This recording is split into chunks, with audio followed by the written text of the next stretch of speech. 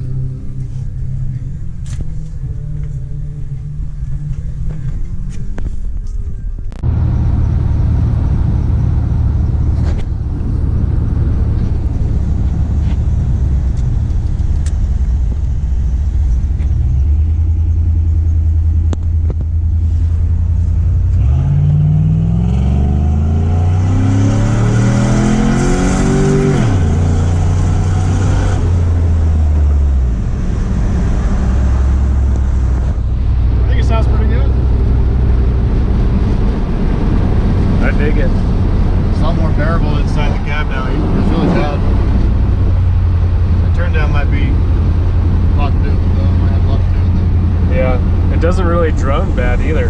No, it was bad on like the way over here. Yeah.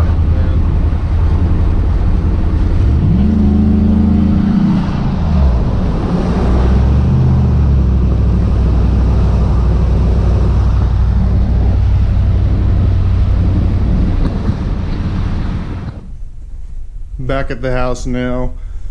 Did a couple things with the truck I'll show you later, but I'll show you how I ran the exhaust.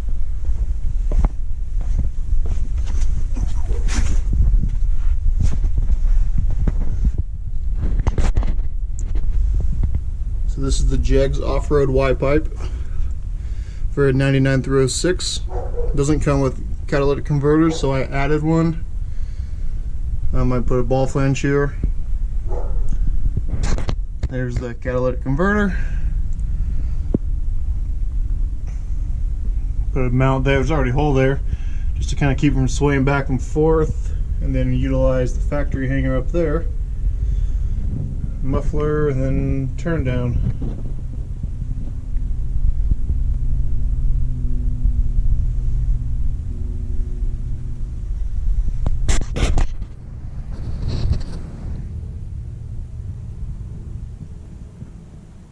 I would recommend putting this the Y-pipe in the truck and then tacking it. What I did was I put it in there and then I clamped the crap out of it, hoping it would stay in place. It did not. It was a little kinked. We actually had to cut it and then re-weld it when I went back to his place, but it's all good now. We have no leaks. Everything we did, we used a cutoff wheel. We didn't have to use any tubing bender because we don't have access to one. So this is just a straight section of 3-inch summit muffler. These are Walker exhaust hangers.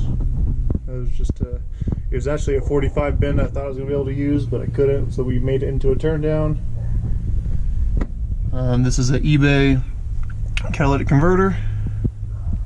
High flow. This is, I believe, Hedman 3-inch ball flange. And like I said, Jegs off-road Y-pipe. It all works pretty well, and I really like the way it sounds. So I'm going to set you guys up down here, turn it on, and we'll take it for a ride.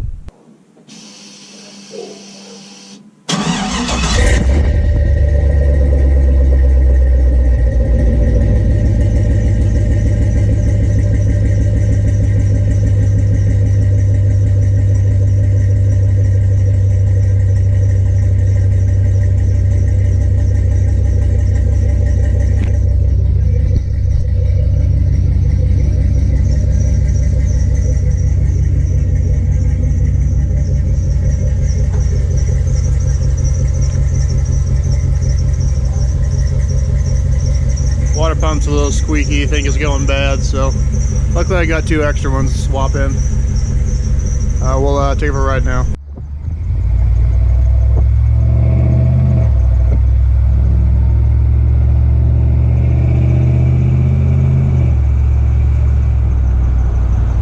So I gotta say it's a lot quieter inside the cab now. Some of that probably has to do with we added a cat. Second, we actually have some pipe after the muffler, you know, a turn down, kind of diverting the noise away from the cab and from underneath the bed. It was just after the muffler there was nothing, so it was, I think it just reverberated really loudly. Sounds really good now though. And I can't stress this enough, like we did this in our garage, his garage, with a welder, you know, cutoff wheel and a grinder. Like, we didn't have any special tools, we didn't bend any pipe, we didn't have to buy any bends. It would probably be better, but it works, it clears everything, nothing hits, nothing rubs. It sounds really good, and we have no leaks, so I really can't complain.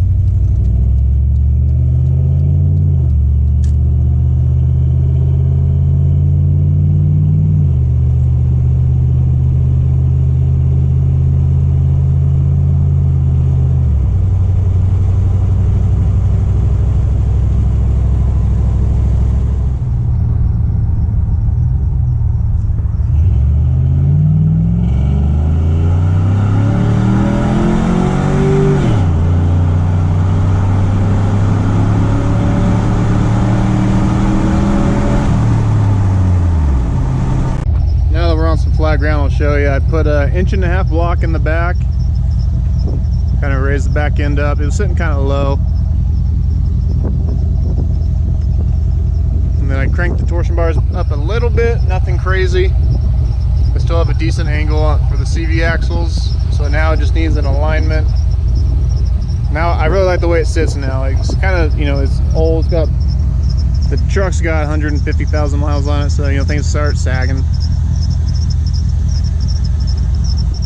But it looks good now.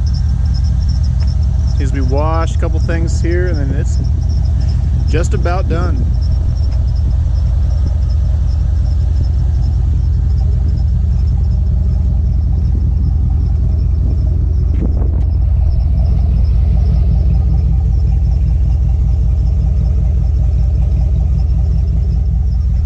That's just a Summit branded muffler, which looks like a Flowmaster to me, but I think they're just like factory seconds. Ones that didn't quite pass the quality control from Flowmaster, and then they just sell them as Summit ones, and they're half the price. To me, they sound great. I've never had one fall apart, so I don't see why you should spend the money on it, but hey, whatever.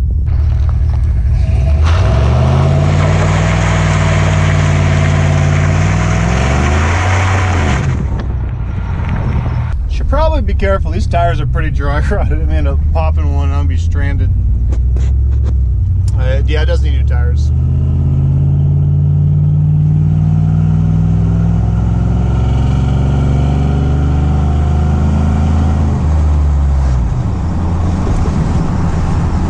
So I'm pretty darn happy with how that turned out. A lot of cheap stuff, like I told you guys when I first started this truck. I'm doing it as cheap as possible.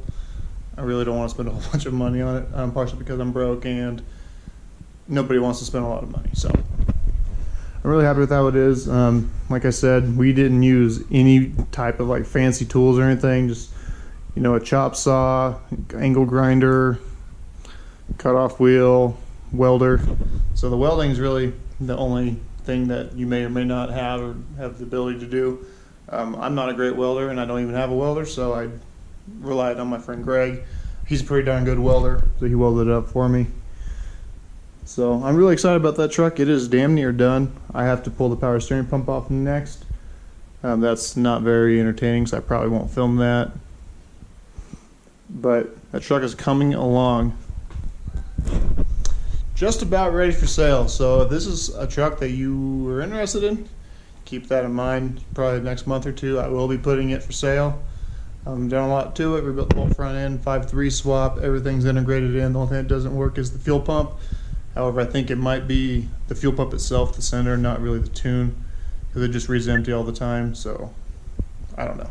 I'm gonna be putting newer tires on it, not brand new, but newer. Get the alignment done once I pull the power steering pump off, because I got to do the pitman arm. Everything else has already been redone. You just got lift inch and a half lift block in the back, it's leveled in the front. Cheap CD player, just so you got tunes and whatnot. It's going to be a decent truck. It's pretty quick, like you saw from the videos. No, it's not a race car, but for a 5.3 with 4.8 pistons and a 6-liter cam, it gets up and goes. Oh, and it has a ported throttle body and intake manifold from 454 Chewy, so don't forget that. I think that's going to do it for this video. Thank you for stopping in. Check me out on Instagram. It's Endless Wishlist 6.0. Take care. I'll see you guys next time.